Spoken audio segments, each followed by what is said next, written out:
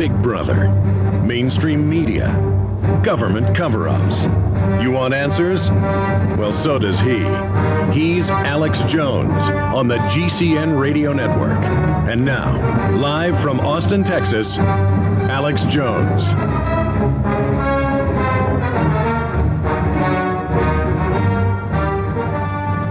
She made attention in the last few weeks when the local newspapers pretty much attacked her. Then she got an outpouring of support from all over the country. And she's State Senator Karen Johnson. And I appreciate the senator coming on the show with us today for the next 25 minutes or so. She is, of course, based in Scottsdale, Arizona. She is a member of a lot of great organizations like Gun Owners of America, Arizona Right to Life, Concerned Women of America, Dr. James Dobson's Focus on the Family, Family Research Council, People for the USA, on and on and on. She is a mainline conservative, but she knows that 9/11 is very, very suspicious and has valiantly stood up and spoken out and joined Italian presidents, number 3 in the Blair government, member of the cabinet, German defense ministers, CIA section chiefs. Now, the list is just unbelievable. The majority of victims' families, of course, believe that it's an inside job. We've interviewed the heads of those groups, like Bill Doyle and others. And so she joins a long line of valiant people in speaking out. And I appreciate you coming on, Senator Johnson. Thank you. Thank you for having me, Alex. It's a privilege and a pleasure. Senator Johnson, I mean, when did you first question the story? When did you first speak out? What woke you up to question the official fable? And, I mean, what was your awakening like? Or did you question it the first day or 5 years later? What happened? You know, it's when I actually saw what was happening, because, of course, it was on television and we were able to see the second plane hit. Man, right away, I'm sorry, I've been a conspiratorialist, I guess, for a long, long time, so I questioned immediately, what is going on here? Is this another false flag like the Reichstag? What's going on? And really wanted to get to the bottom of it. And as things proceeded, less and less answers were answered. I mean, questions were out there, and the government, of course, was not giving the right answers. So it didn't take very long at all to figure out that something was happening. And when they started out with Homeland Security, I mean, that was like a chill going up the back. I mean, I thought, hey, this is not a homeland. You know, we're not Nazi Germany. And then, you know, the Patriot Act was already written up and it was in the wings. So there was a lot of things to question. Well, you were very astute to believe that elements of government could be involved from the start, because it would be obvious that the Arabs are going to get invaded. They're going to get attacked. They're going to get bombed. And that the military-industrial complex is going to get hundreds of billions in no-bid contracts a year, and liberties are going to be lost. And when the government wants that to begin with, they have the motive. What did you think when you saw the PNAC documents and the vice president saying we need a terrorist attack in America? Oh, gosh. Alex, I mean, it just goes so far back. You know, I'm not sure how much to really say here, but when you've got a cabal at the head of our country and has been there for years pulling the strings behind the scenes, I mean, whatever it takes to get what they want is what they do. And, you know, I guess I'm kind of into DVDs. I've certainly watched your Terror Storm and Endgame and Iraq for Sale and different things like that, which just are all parts of the puzzle that put everything together. Well, you're absolutely right.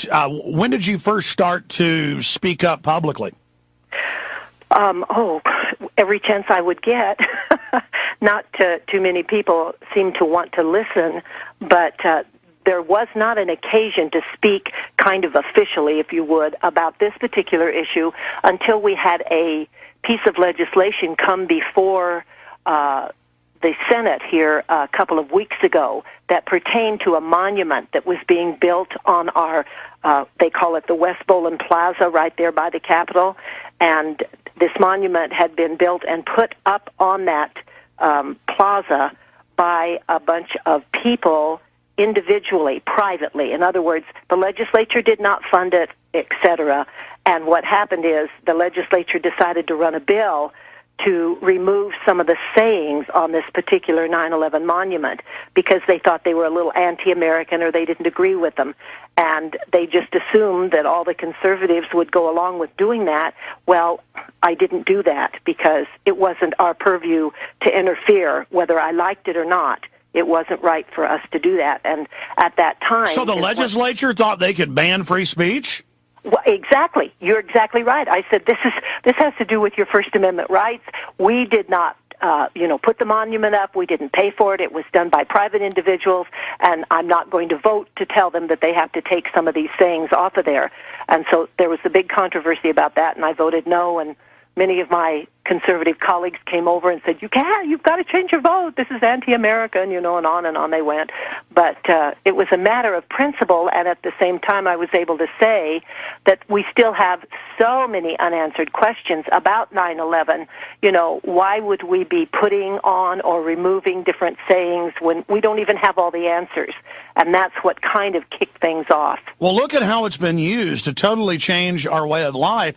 And then Absolutely. And then if we're to believe them that it's this outside threat, they've done everything to allow record numbers of foreigners to come in from the Middle East, to leave our borders open, our ports open, but then they're running random checkpoints in the heartland of the country, searching farmers, saying, well, it's because of 9/11. And creating all these new bureaucracies and regulations and local cameras that are federally funded to admittedly watch the locals. I mean, this is government's excuse, as their own memos admit. We have White House memos and others that say 9/11 has helped them silence political speech and take over domestically. And, I would imagine, Karen, just talking to you for the first time, I would imagine you sound pretty well informed that you knew about Oklahoma City being an inside job. Oh, my gosh. All the way from Ruby Ridge to Waco to Oklahoma City. There's such a string of things. Alex, I'm probably one of your biggest fans because it's so wonderful to find people on the Internet and that do wonderful DVDs like you have that speak out and help inform people. And, boy, we have shared those with many, many folks. Now, I seem to remember, and it might have been you, I'm going from memory, like 6-7 years ago, right after the Patriot Act, there was somebody in government in Arizona it was a woman, who came out and said that if martial law is declared or gun confiscation begins, Arizona is going to secede. Was that you? That was me. Oh, my gosh, I got excoriated for that. Yes, I absolutely. It was when Clinton, his last year in office, and I ran a bill that said, if in fact, Clinton declares a national emergency and suspends the Constitution and goes ahead and tries to confiscate our guns, Arizona will secede from the Union. Okay, so that happened right before Bush got in. And right. Now, people tried to laugh at that, but the preparations Clinton made, the executive orders, and I went to urban warfare drills, and I would imagine then, I'm guessing you probably saw that video, where the Marines were training for martial law. Absolutely. Yes, I did see that. Oh, good. And then I saw, we had police chiefs on tape in San Antonio and other areas admitting they tried to bribe them. And then we had emergency managers on saying, yeah, they're getting ready for martial law. The point is, they've taken the safety off over a decade ago. Are they going to pull the trigger? We don't know, but we don't like having this gun put to our heads. So it was Police State 2000. That helped spur you? Yes, absolutely it did. And, we're in a situation here in Arizona that is it is so critical because we have a governor that is absolutely out of control. She has practically made a borderless situation between us and the state of Sonora. She signed agreements not only with Sonora, which is unconstitutional for her to do as a governor, but she signed also agreements with Chertoff to put us in this pilot program, for the Real ID. And we're running bills to try to opt Arizona out of the Real ID, kind of like Montana has done with their governor up there. Wow, he was pretty bold. It's fantastic with champions like he and, of course, what you're doing, Senator.